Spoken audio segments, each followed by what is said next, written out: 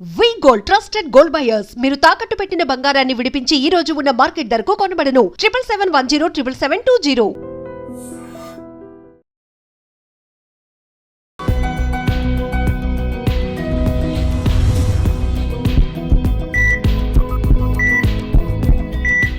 నమస్తే, welcome to healthy conversations with IT media. నేను మీ Jhansi. So ఈరోజు నేను డాక్టర్ రంగనాథం గారితో ఉన్నాను, ప్రముఖ న్యూరో సర్జన్. మరి బ్రెయిన్ స్ట్రోక్స్ గురించి మనం మాట్లాడుకున్నట్లయితే ఈ బ్రెయిన్ ప్యారలైజ్ అయిపోవటం, పక్షవాతం అంటూ ఉంటారు.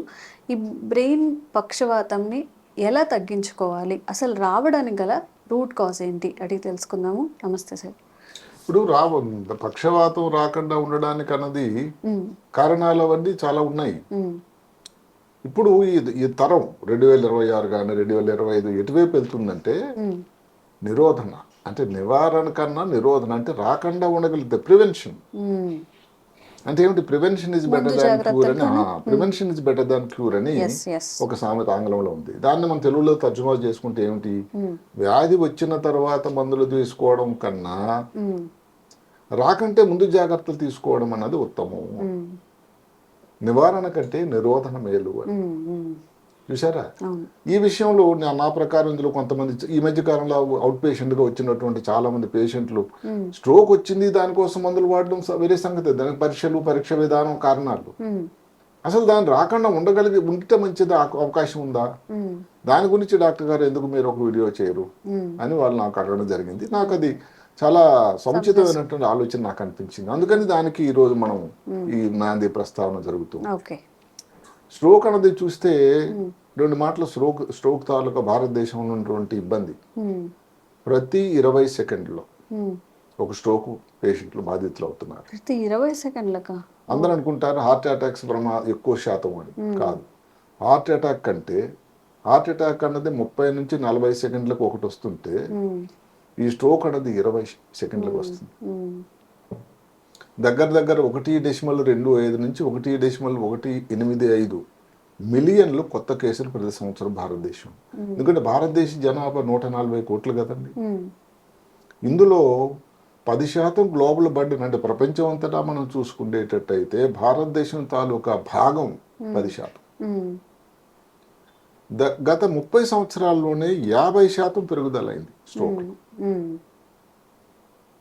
20 నుంచి 30% అన్నది 35-40 సంవత్సరాల లోపల వాళ్ళే.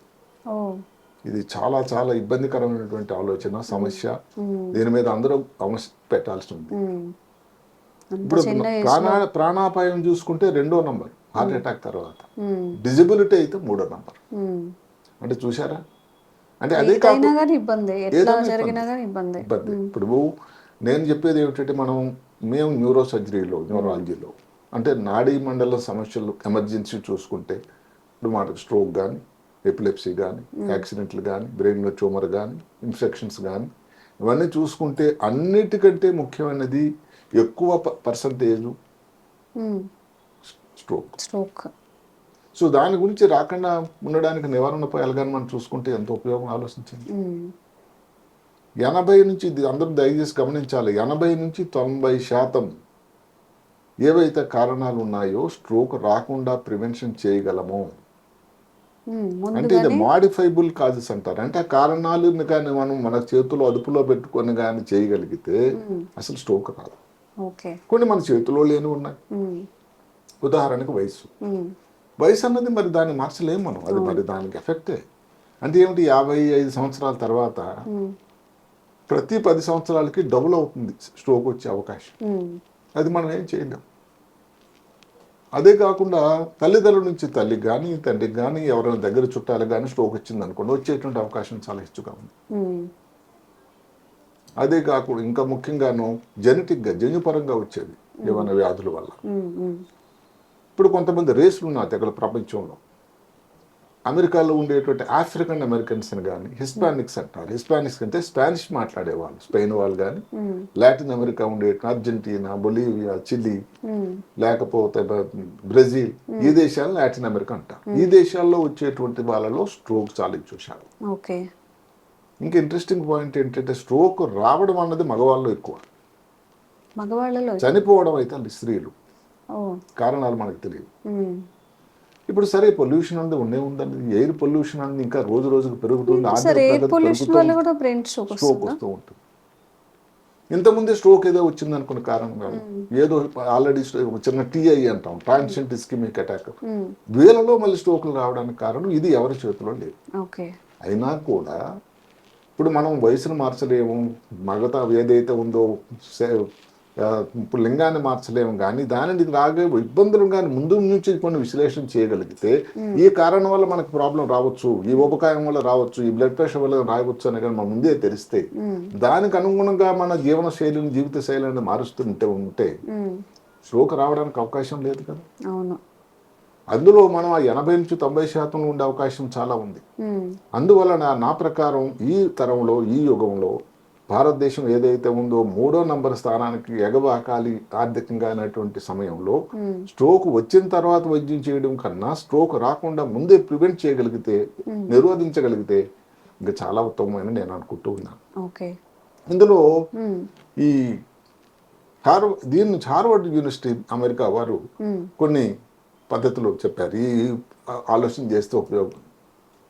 వాళ్ళు ఇంకొక మాట అంటారు, స్ట్రోక్ కోసం మన జాగ్రత్తలు అనేది ఈ రోజు నుంచే మొదలవ్వాలి, అదేదో స్ట్రోక్ వచ్చిన తర్వాత కాదు. మీరు మిమ్మల్ని ప్రొటెక్ట్ చేసుకోండి, స్ట్రోక్ రాకుండా బాధపడండి, regardless of age and family history. Age ఏదైనా ఫ్యామిలీ హిస్టరీ ఉన్నా కూడా మీ జాగ్రత్తలు కానీ తీసుకున్నట్టయితే స్ట్రోక్ బారిన పడకుండా ఉండడానికి కూడా ఆస్కారం ఉంటుంది. సుమా వచ్చినా కూడా దాని తాలూకు ఇబ్బందులు అంత ప్రమాదకరంగా ఉండవు. అందువల్ల స్ట్రోక్ గురించి ఏదైతే ఉందో నివారణ చర్యలు ఆలోచనలు ఈ రోజే మొదలు పెట్టాలి. వచ్చిన తర్వాత చూద్దాంలే అబ్బాయి అని లేదు, పోస్ట్పోన్ చేయకండి. ఇందులో ఒక ముఖ్యమైన భాగం ఉంది బ్లడ్ ప్రెషర్. భారతదేశంలో బ్లడ్ ప్రెషర్ ఏదైతే ఉందో రక్తపోటు ఉద్యమంతో ఇబ్బంది పడుతున్న వాళ్ళు చాలా మంది. ఇది ఒక సైలెంట్ కిల్లర్. తెలియకుండా నెమ్మదిగా దాని తాలూకా ప్రభావం రక్తనాళాలు చూపుతూ ఉంది. మీరు నమ్మండి, బ్లడ్ ప్రెషర్ వల్ల 2 రెట్లు కానీ 4 రెట్లు కానీ స్ట్రోక్ రావడానికి ఆస్కారం. నార్మల్గా ఒకప్పుడు 120-180 అన్నాం, కొంతమంది 140-90 అంటున్నారు. మొత్తం మీద ఏమిటి, ఎక్సర్సైజ్ వల్ల కానీ భోజనం కానీ ఇలాంటి చేయటం వల్ల బ్లడ్ ప్రెషర్ కానీ అదుపులో ఉండేయగలిగితే ఈ వాస్కులర్ హెల్త్ అంటే రక్తనాళ తాలూకా ఆరోగ్యం అన్నది పెరగడం వల్ల స్ట్రోక్ రాకుండా ఉండడానికి ఆస్కారం ఉంటుంది. అదే కాకుండా దానికి సరైనటువంటి మానిటరింగ్, డాక్టర్ గారు ఏదైతే చెప్పిన పరిధిలో మందులు వాడడం ఇది చాలా ముఖ్యం.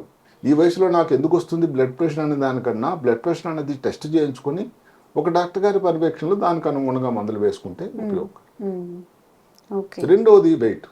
ఊబకాయం అనేది ఇప్పుడు ఉండేటువంటి డస్ట్ జబ్బులు పెరిగిపోయినాయి, వెయిట్ వల్ల కూడా బ్రెయిన్ స్ట్రోక్ వస్తుంది. అందువల్ల ఏమిటి, వెయిట్ తగ్గడానికి ఒక ప్రయత్నం చేయాలి. ఏమిటి ఆ వెయిట్ తగ్గడానికి ప్రయత్నం అంటే మీరు తీసుకునే భోజనంలో 1500 క్యాలరీస్ చూసారా పర్ డే, 1500-1800. అక్కడ షుగర్ బీపీ ఉన్నది కాదు, అక్కడ సాల్ట్ ఉండేటువంటి పదార్థాలు తక్కువ చేయడం, దగ్గర 1500 మిల్లీగ్రామ్. ఇలాంటి ఉపయోగంగాను ఆలోచనలు కానీ చేసినట్టయితే మీ బరువు ఎక్సర్సైజ్ చేయటం, మనం జాపనీస్ వాకింగ్ అని కూడా ఒకటి చేసుకున్నాం.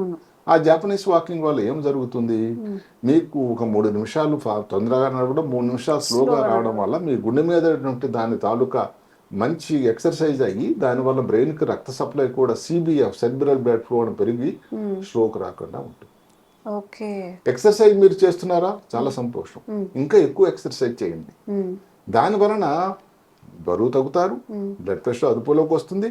సరిగా ఇది అందరూ తెలియాలి, ఎక్సర్సైజ్ వల్లే, ఒక్క ఎక్సర్సైజ్ వల్లే ఇండిపెండెంట్గా దానంతట తాను స్వయంగా స్ట్రోక్ రాకుండా కూడా దగ్గర 20-30% ఉపయోగకరంగా ఉంటుంది.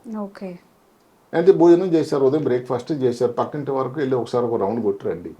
ఇందాక చెప్పినట్టు జాపనీస్ వాకింగ్ అన్నా చేయండి, ఏదైనా రన్నింగ్ చేయండి, సైక్లింగ్ చేయండి, గోల్ఫ్కి వెళ్ళి మీకు బాగా ముందు నుంచి ఇలీట్ హైఫై వ్యక్తులు అన్నట్టు గోల్ఫ్ క్లబ్లో చేరండి. ఎక్కడ కానీ చేసినట్టయితే ఈ స్ట్రోక్ అన్నది రాకుండా ఉండడానికి ఇండిపెండెంట్ అంటే బరువు తగ్గకుండా బీపీ కంట్రోల్ ద్వారానే కాకుండా ఒక్క ఈ వాకింగ్ వల్ల యూజ్ కూడా ఎంత ఉంది. ఎందుకంటే దాని లోపల ఉండేటువంటి వాస్కులర్ హెల్త్ ఏదైతే దానిలో ఉండేటువంటి ఇన్ఫ్లమేషన్ రాకుండా ఉండడానికి రక్తనాళాలు క్లాట్ ఫార్మ్ తయారు కాకుండా ఉండడానికి చాలా చాలా ఈ ఎక్సర్సైజ్ అన్నది చాలా ఉపయోగపడుతుంది. ఓకే. అదే కాకుండా టిష్యూ ప్లాస్మినోజన్ యాక్టివేటర్ అని ఒక ఫంక్షన్ ఉంటుంది. మామూలుగా ఎవరికైనా స్ట్రోక్ వస్తే ఒక ఇంజెక్షన్ ఇస్తాం, అంటే క్లాట్ ఫార్మ్ అవ్వకుండా ఉండేది. ఈ ఎక్సర్సైజ్ సమయంలో ఇది ఉత్పత్తి అవుతుందట. ఓకే. ఇది కూడా చాలా ఉపయోగకరమైనది. అంటే ఒక్క ఎక్సర్సైజే మీ ఇండిపెండెంట్గా కూడా అంత ఉపయోగకరమైనది. అందుకనే ప్రపంచ ఆరోగ్య సంస్థ కూడా ఏం చెప్తుందంటే కనీసం 150 నిమిషాలు వారానికి, అంటే 20 నిమిషాల నుంచి. మీరు అంతకన్నా ఎక్కువ చేయగలిగితే మరీ మంచిది. అందుకనే హార్వర్డ్ విశ్వవిద్యాలయం వారు ఏం చెప్పారు, ఎక్సర్సైజ్ మోర్, మీకు ఓపిక ఉన్నంత వరకు. ఎంత ఎక్సర్సైజ్ అంత, దానికి జిమ్కి వెళ్ళక్కర్లేదు. మామూలుగా సింపుల్గా చేసేటువంటి వాకింగ్ కానీ, రన్నింగ్ కానీ, జాగింగ్ కానీ ఇలాంటివి చేయొచ్చు. మద్యం సేవించే వాళ్ళు సరే, ఎవరి ఇష్టం వాళ్ళు మద్యం సేవిస్తున్నారు, కానీ మద్యం సేవించేటువంటి శాతం నంబర్ ఆఫ్ డ్రింక్స్ ఏదైతే ఉందో తగ్గించండి. దీనివల్ల కూడా మీకు స్ట్రోక్ వచ్చేటువంటి అవకాశం తగ్గుతుంది. ఇంకా అన్నిటికంటే హార్ట్ బీట్, ఏట్రల్ ఫిబ్రిలేషన్ ఉంటుంది. అంటే హార్ట్ బీట్ 80 ఉండాల్సింది ఉంటే ఒక్కోసారి సరిగ్గా కొట్టుకోకపోవడం, ఇర్రెగ్యులర్గా ఉండడం, రిథం, దానివల్ల ఉండేటువంటి గుండెలో ఉన్నటువంటి రక్త బిందువులు ఏవైతే ఉన్నా గడ్డగట్టుకొని బ్రెయిన్లోనికి వెళ్తాయి. దానివల్ల స్ట్రోక్ వస్తుంది. ఇది అందరూ గమనించాల్సింది ఏంటంటే దగ్గర 5 రెట్లు ఏట్రల్ ఫిబ్రిలేషన్ అన్నది ఏదైతే గుండె కొట్టుకోవడం అన్నది ఇర్రెగ్యులర్గా ఉండి నార్మల్ కంటే చాలా ఎక్కువ శాతం ఉంటే దానివల్ల స్ట్రోక్ వచ్చే ప్రమాదం 5 రెట్లట. కాబట్టి మీకు ఏదో పాల్పిటేషన్ ఏదో సరిగ్గా ఉండేది, బీట్ మిస్డ్ బీట్ అంటాం, తెలుస్తూ ఉంటుంది. ఏదో గుండె నడుస్తూ ఉంటే సడన్ తేడాగా ఉండడం, ఏదో ఆయాసంలాగా ఉండడం, లేకపోతే గిడ్డినెస్ లాగా రావడం, ఇలాంటి లక్షణాలు ఏదైనా మీకు అనుమానం వస్తే ఒకసారి కార్డియాలజీ డాక్టర్ గారిని సంప్రదించి బ్లడ్ టెస్ట్ ఉంటే దానికోసం మందులు కానీ, లేకపోతే ఏట్రల్ ఫిబ్రిలేషన్ కానీ ఉండేటట్టయితే దానికి కూడా మందులు తీసుకునేటట్టయితే దానికి అనుగుణంగా మీకు చాలా చాలా ఉపయోగకరంగా అయ్యేటువంటి అవకాశం కూడా ఉన్నది. ఇంకా డయాబెటీస్ ఉంది. డయాబెటీస్ కూడా ఇది భారతదేశం అన్నది ఒక హబ్ అయిపోయింది, హైదరాబాద్ కానీ క్యాపిటల్ అయిపోయింది. కాబట్టి డయాబెటీస్ అన్నది మన జీవన శైలితో వచ్చినటువంటి వ్యాధి. డయాబెటీస్ వల్ల ఏమవుతుందో రక్తనాళాల లోపల ఉండేటువంటి ఎండోథీలియం అని ఒకటి ఉంటుంది, ఒక పొర. ఆ పొర డ్యామేజ్ అయిపోతుంది. ఆ స్మూత్నెస్ తగ్గడం వల్ల దానిలో ఉంటే రక్త ప్రవాహం అన్నది స్లో అయిపోయి అక్కడ ఒక క్లాట్ తయారవడానికి ఆస్కారం ఉంటుంది. అందువల్ల ఈ ముఖ్యమైనటువంటి డయాబెటీస్ అన్నది కంట్రోల్ కూడా అంతే ముఖ్యం. ఇంకా లాస్ట్ మాట ఉంది, స్మోకింగ్. స్మోకింగ్ అన్నది చేయటం వల్ల ఇబ్బంది ఏంటంటే మీ రక్తం చెక్కగా అయిపోతుంది, రక్త ప్రవాహం స్లో అయిపోతుంది, రక్తనాళాలు సన్నంగా అయిపోతాయి, రక్త ప్రవాహం కూడా చాలా ప్రెషర్తో వెళ్లాల్సి ఉంటుంది. ఇప్పుడు స్మోకింగే కానీ మీరు పూర్తిగా కానీ ఆపేశారనుకోండి, నమ్ముతారా మీరు, మొదటి సంవత్సరం మీరు స్మోకింగ్ బంద్ చేసిన తర్వాత పొగ త్రాగడం 50% మీకు స్ట్రోక్ రాకుండా ఉండడానికి ఆస్కారం ఉంది. అందువల్ల మీరు ఎంత ప్రయత్నం చేస్తారు, ఒకేసారి స్మోకింగ్ అన్నది ఆపేయడం అన్నది కష్టమైనా కూడా నికోటిన్ ప్యాచెస్, నికోటిన్ టాబ్లెట్స్, లేకపోతే ఏదైనా డాక్టర్ దగ్గరికి వెళ్ళి కౌన్సిలింగో, నేను మానేయాలనేటువంటి గొప్ప ఆలోచన, మీలో దృఢమైన ఆలోచన సంకల్పం రావడము ఏదైతే కానీ స్ట్రోక్ కోసం ఇంకా ముఖ్యమైన పాత్ర, ముఖ్యంగా మీరు ఆలోచిస్తామని చెప్పుకున్న బ్లడ్ ప్రెషరు, స్మోకింగ్, లేకపోతే ఈ డయాబెటీస్ తాలూకా ఇవన్నీ చూసుకునేటట్టయితే ఒక 3 ఇంపార్టెంట్ ముఖ్యమైనటువంటి ఈ లైఫ్ స్టైల్ మార్పులు ఇవి కానీ మీరు చేసుకున్నట్టయితే బ్లడ్ ప్రెషర్ కంట్రోల్ కానీ, బరువు తగ్గడం కానీ, వ్యాయామం రెగ్యులర్గా చేయడం కానీ, మద్యం తగ్గించడం కానీ, డయాబెటీస్ కంట్రోల్ కానీ, ఏట్రల్ ఫిబ్రిలేషన్ కానీ, లేదు ఆఖరికి వచ్చిన ఉండేటట్టయితే ఏదైతే ఉందో స్మోకింగ్ అన్నది కానీ వదిలేయగలిగితే, ఎందుకంటే ఈ స్మోకింగ్ అన్నది మామూలుగా ఇప్పుడు అది కాకుండా ఇంటి దగ్గర మామూలుగా తాగుతున్నటువంటి పొగ త్రాగడమే కాకుండా వాతావరణంలో మనం తెలియకుండానే స్మోకింగ్ చేస్తున్నాం ఒక విధంగా ఈ పొల్యూషన్ వల్ల. ఎక్కడో ఒక మాట విన్నాను నేను, ఏది స్మోకింగ్ ఈజ్ డేంజరస్ అనే లేబుల్ కన్నా బ్రీతింగ్ ఈజ్ డేంజరస్ అని వచ్చింది ఇప్పుడు పరిస్థితి. అంటే అలాంటి నగరాల్లో హైదరాబాద్ నగరం ఇది చాలా ముఖ్యమైన నగరం అయిపోయింది. అంటే ముఖ్యంగా ఒక హైదరాబాద్ అనే కాదు, పారిశ్రామికంగా ఏదైతే ముందు అడుగుతాను వేస్తున్న ప్రతి రాష్ట్రంలో ప్రాంతంలో కూడా ఈ పొల్యూషన్ అనేది దీనికి భారత ప్రభుత్వం చాలా కడి చర్యలు తీసుకోవాలి. స్క్రీన్ టైం అన్నది ఒకటి చాలా ఎక్కువ అయిపోతూ ఉంటుంది. ఎంతవరకు అంటే గత 4 రోజుల నుంచి ఇక్కడ ఢిల్లీలో ఆర్టిఫిషియల్ ఇంటెలిజెన్స్ ఇంపాక్ట్ సమ్మిట్ అని జరిగింది.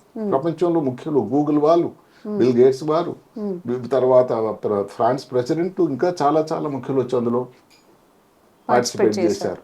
అందులో మాక్రన్ గారు ఏదైతే ఉందో ఫ్రెంచ్ ప్రెసిడెంట్ భారత ప్రధాని ఉద్దేశించి అన్నారు, మా దేశంలో 16 సంవత్సరాల లోపల పిల్లలకి మేము సోషల్ మీడియా నిషేధిస్తున్నాం, మొబైల్ అలౌ చేయటం లేదు, మీరు కూడా మీ దేశంలో చేయడానికి ఆలోచన చేయండి అని. దానికి అనుగుణంగా ప్రధానమంత్రి గారు కూడా దానికి ఏదో నిషేధన కాకపోయినా ఒక లిమిట్ అయితే మేము చేయాలని ఆలోచిస్తున్నాం అని చెప్పడం, ఇది కూడా చాలా చాలా ముఖ్యమైన విషయం. అందువల్ల స్ట్రోక్ వచ్చిన తర్వాత వైద్యం చేయడం అన్నది కన్నా ఇందాక చెప్పినట్టుగానే నివారణ కంటే నిరోధన చాలా ముఖ్యం.